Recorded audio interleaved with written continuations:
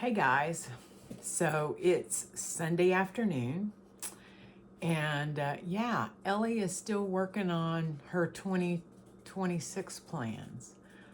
Um, it's been a lot to process, and so I have decided that I'm going to take my time.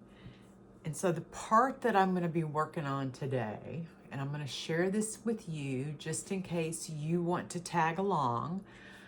You're welcome to think about these things, is I need to think about what mattered in 2025 and listen to and discern what matters to me that was important this last year so I can determine if that is something I need to continue to work on in 2026, or is that something I need to level up on and dig deeper on, or do I go and create solutions? And you're probably going, Ellie, can you create solutions? You bet I can. I have been doing performance improvement work in my career for years, and it's had many, many names. At one point, we called it quality assurance. We've called it quality improvement. Then it was changed to performance improvement. Now everything has gone into lean. And yes, by the way, I'm green belt certified. So yeah, I'm all about looking at processes and thinking about better ways to either do the work or improve the ways to communicate it and share it out to the team. So yeah, I'm all about that. So the first prompt that I'm going to work on is what did, and I'm going to read this as if I'm asking you, but I'm going to be applying this to myself. So you think about this. What did you love most about how you lived your life this past year?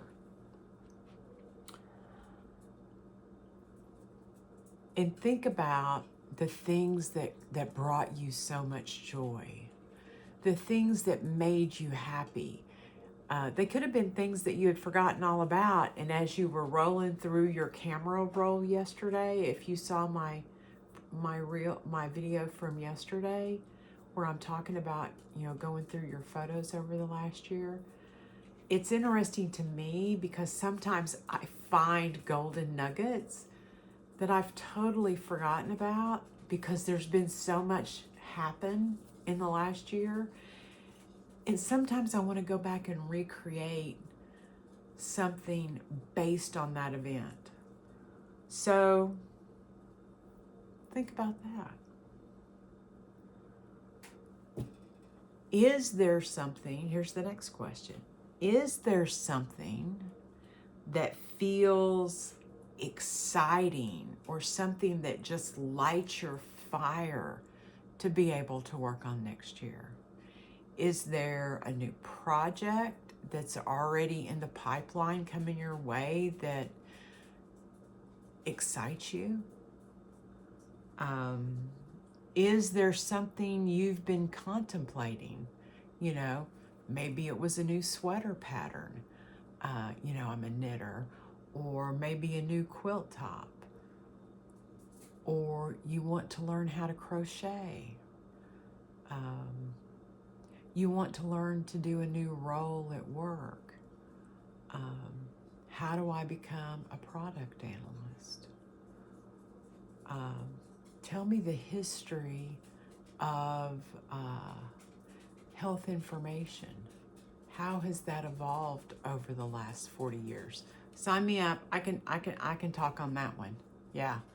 Not that it necessarily lights my light on. It doesn't necessarily light my life on fire, but it's something that I could speak about because back in the day, we had paper charts and we used different color of ink pens to indicate different things in the chart.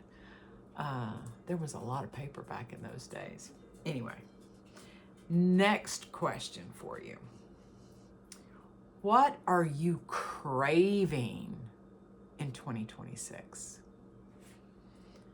Do you want to be more involved with family activities? Do you want to create more social events? Do you want to create a book club, a reading club? Do you want to create a knitting circle or maybe a quilting guild? Do you want to start a side hustle to help supplement your income? What are your desires for 2026? So those are the things that, are your desires. So now let's talk about the discomforts, the yucky stuff. What felt heavy to you? What was draining your energy, your zeal for life in 2025? Was there different social groups that were draining you of energy?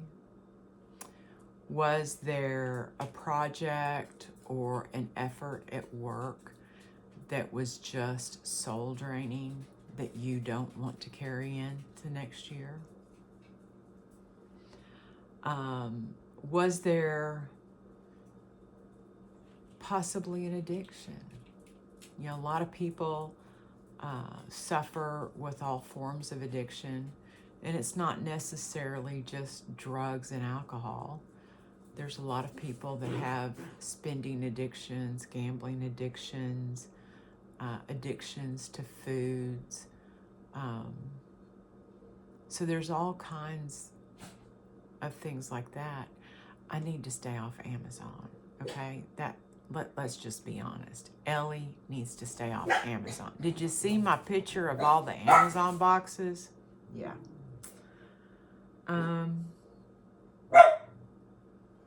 Where does your life feel too small? Do you feel like there's a part of your life that is limiting you? Maybe that's the area we need to work on in 2026. What is no longer serving you, even if it used to be? Those that have known me and followed me for a long time know that I am a collector of things. And I have many things that I cherish. But I have now lived in this little house for nearly 30 years.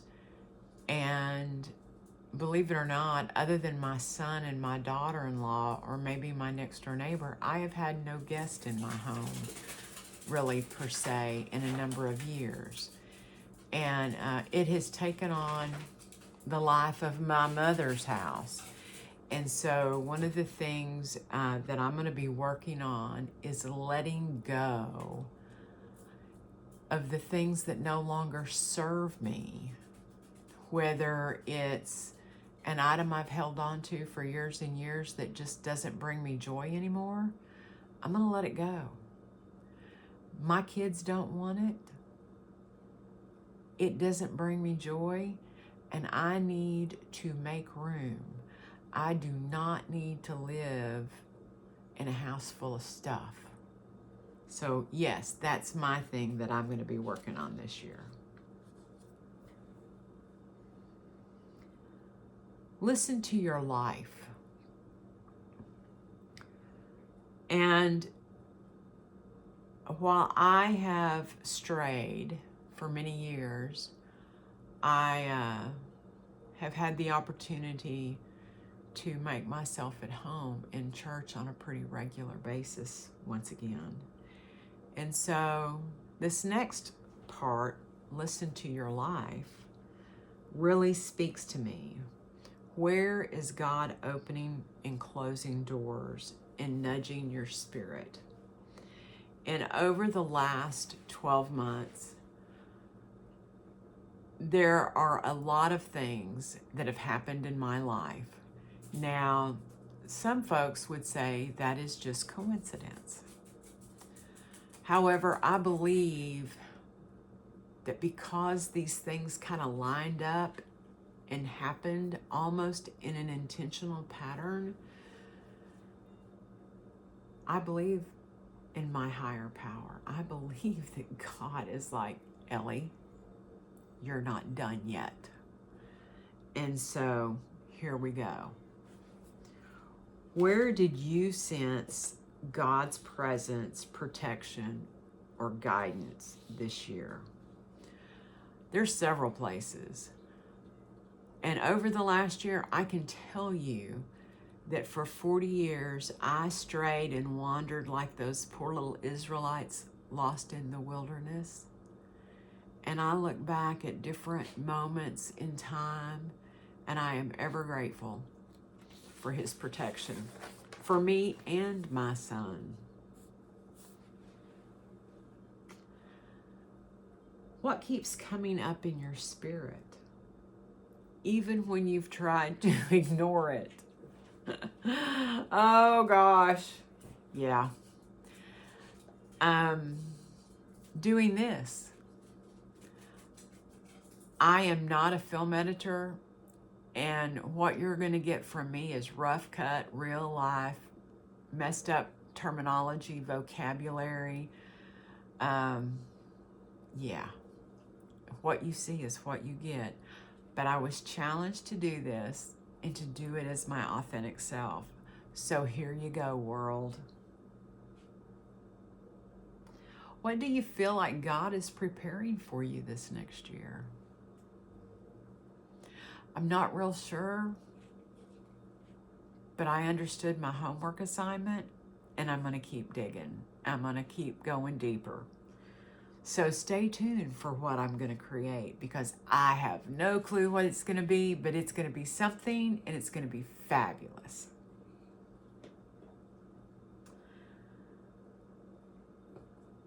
So those are the questions for today. And I'm going to encourage you to go back, listen to this again, sit down with your notebook, and let's write about it. And then tomorrow, if all goes well, it's going to be cold tomorrow here in Tennessee. We will do the next layer. So happy Sunday, friends. It is up in the 70s here today. The sun is shining this afternoon. It is very breezy, but it's going to be super cold tomorrow for a few days, and then I think we get back up in the 50s by the end of the week. Anyway, have a great day. Bye.